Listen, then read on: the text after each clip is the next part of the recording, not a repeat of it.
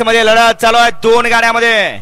आड्याल गाडी बळते वेताळ दुर्गा गणेश मित्र मंडळ देवापूरकर आणि पर्याल गाडी बळते नाथसाहेब प्रसन्न मोहिल शेठ धुमाळ सुसगाव कलडोणकर। अतिशय सुंदर अशा दोन गाड्या पळतायत, परंतु या ठिकाणी शेवटच्या क्षणाला टाप टाकला बकासूर आणि खटाव तालुक्याची मुलिक मैदानी तोप लक्ष्मणरावचं निर्विवाद वर्चस्व।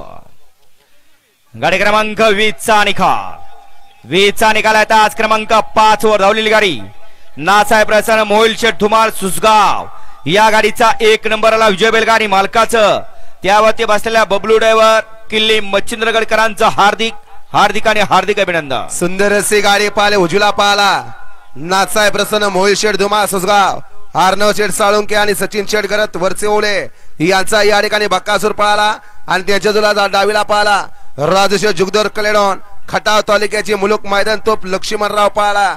सुंदर अशी गाडी पाहिली, सुंदर अशी गाडी पाहिली बबलू ड्रायव्हर किल्ले मच्छिंद्रगडकरांनी।